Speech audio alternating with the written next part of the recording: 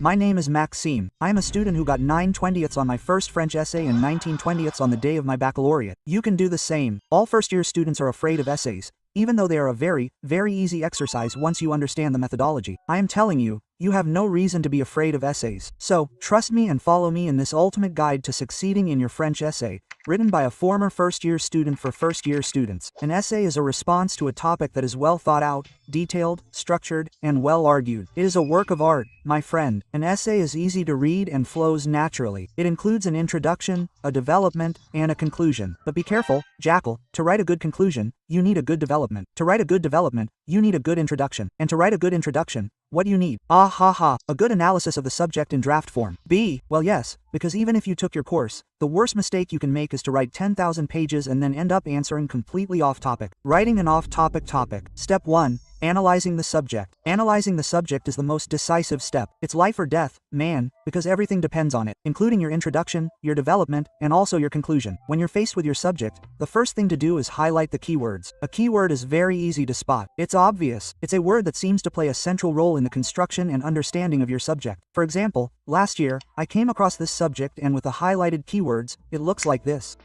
Once you have identified the keywords, you will define them immediately in the draft. To define a keyword, you will either use the definitions from your course, as will be the case for the words novel, poetry, liaison for example, or you will express a keyword using synonyms by showing what is hidden behind this keyword. This step is crucial for being able to associate the words, give them a meaning between them in order to be able to problematize in the introduction. But be careful not to define obvious words that do not need a definition. For example, in the topic I came across, there is no particular need to define anything, nor to use a course definition. However, it would be interesting to redefine the word pleasure to know exactly what it refers to. So I will do it using synonyms here. Pleasure refers to the satisfaction, attachment, or even interest that the reader has in reading Manon Lescaut. By the way, I spot Manon Lescaut. So directly on my draft, I write the date, the author, and the general presentation of the work. I also note the restrictive negation. It's just that this kind of detail is extremely important. Restrictive negation, interrogative form, all of that is very, very crucial to spot immediately. Once you have defined and identified the key words and you have repeated the subject in your head a little,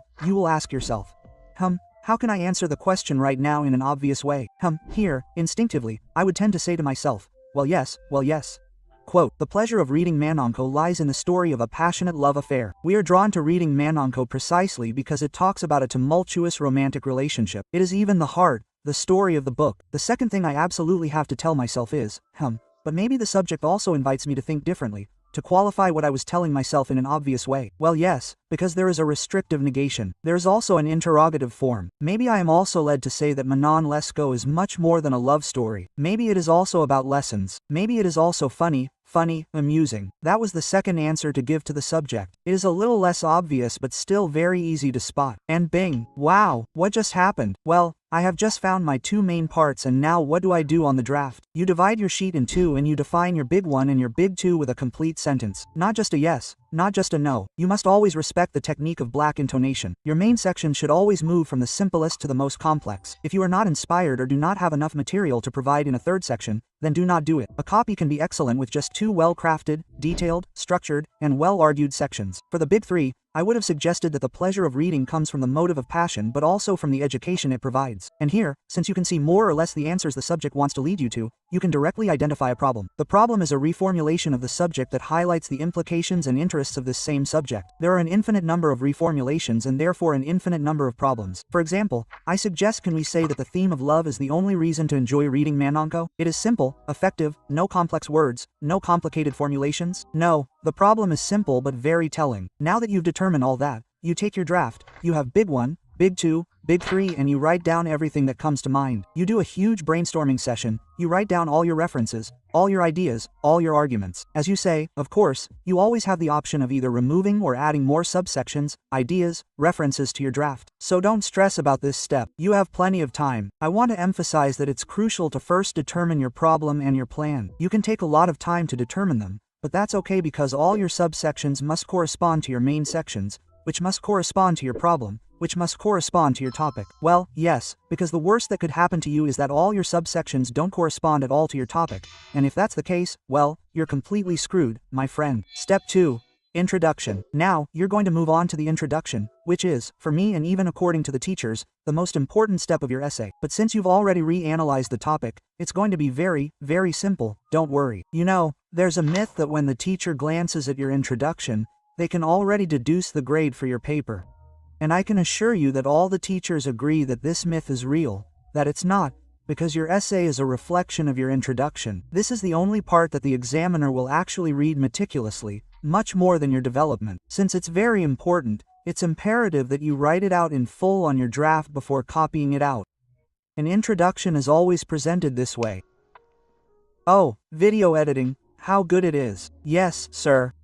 Step 1, the hook. Again, if you don't have a hook, if you're not inspired by a big three, if you don't have an opening, don't do these steps. If you have a good, well-structured, well-argued essay that addresses a topic and is polished, then your copy is already excellent. So don't feel obligated to do the optional steps. Even if you have them, it's always better. The hook serves to capture the reader's attention and to skillfully introduce the topic. It could be a literary observation, a reference to another author or artist, or an illustrative quote. All of these things are only useful if they are related to your topic and introduce it. For example, on the day of my high school exams, I'll think about including this quote. In the life of the author of Manon Lescaut, Abbé Prévost states that, in addition to the pleasure of an enjoyable read, it is, in my opinion, a considerable service to the public to educate them while entertaining them. Thus, Manon Lescaut appears as a work whose purpose is to please. But this quote is not only provocative, but be careful, there are hooks to absolutely avoid. Otherwise you risk ruining your essay. You must avoid flat, distant, overly general hooks that add no value, such as, since the dawn of time, since forever,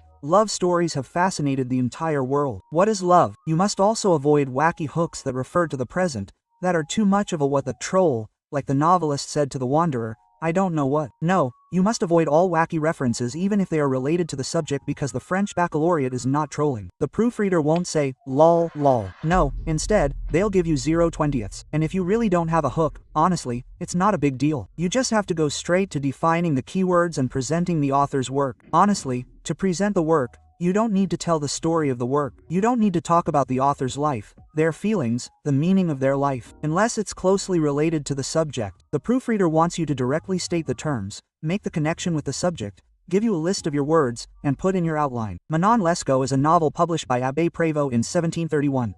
It tells the tumultuous love story of Manon and Degriot. Oh, really, really quickly. If you have nothing else interesting to add, don't add it. Then, you move on to the technical step, problematization. Problematization involves highlighting the paradox that the subject invites us to highlight.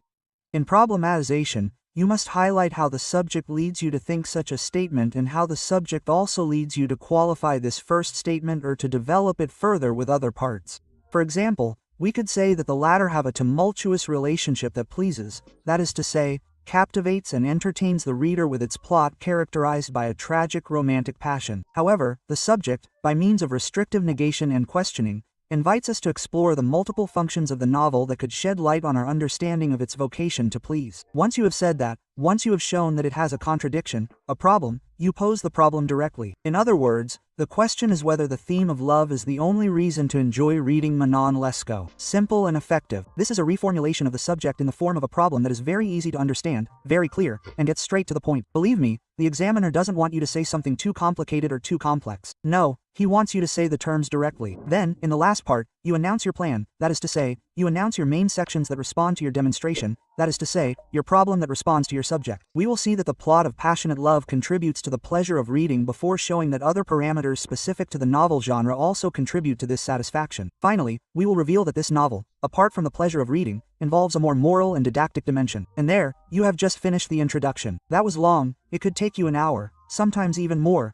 but it's well worth it. Step 3. Development. For development, it's very simple. You supplement your main sections with subsections. A subsection always consists of an idea accompanied by an example to illustrate and prove the truth of your idea. To support your examples, you can use the content of your work, quotes, references, and your own or even personal reading. In development, apart from the rigor of your structure, what the examiner will look at the most is the richness of your ideas, in other words, the richness of your examples. You must then properly revise your definitions, the content of your works, and the text studied in class. Use your draft to try to support each main section with 3 subsections, each with an idea and an example. Also try to balance the weight of your main sections so that they all have the same number of subsections. You must also respect the structure and form of the development in this way. Each subsection is always separated by a paragraph so that you know when you change your mind, and don't hesitate to add logical connectors. I warn you, you're going to need logical connectors a lot. If possible, make yourself a revision sheet with several connectors. This is an extremely important piece of advice that saved my life on the day of my baccalaureate exam. When you're writing,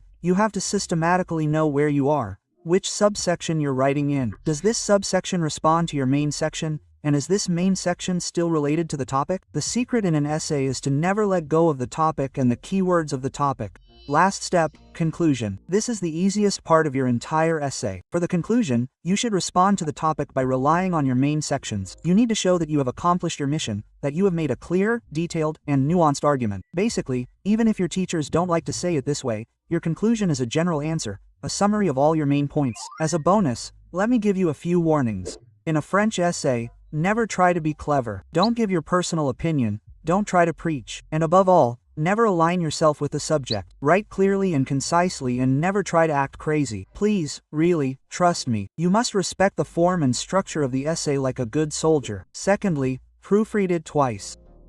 Really remember what I just said. Proofread it twice. It's super annoying for a proofreader to read someone who doesn't know how to speak French and who always makes spelling mistakes. And finally, stay strong. You have 4 hours for the essay. So, make full use of your 4 hours for the essay. Don't try to be smart by leaving the room early. No, you have 4 hours. Use your 4 hours. It's 4 hours of work, 4 hours of discipline, and really stay for the 4 hours, even if it means having to reread your paper 50,000 times. To pass a high school exam, you have to be focused. And I know that you over there, you are capable of staying focused for 4 hours. Don't be like the Marioles and don't leave the room early. No, stay for 4 hours. For support, don't hesitate to join my Discord. You can ask me questions if you need to. First-year students, I love you all. I know that the weight of the course was supremely stressful like this one for me.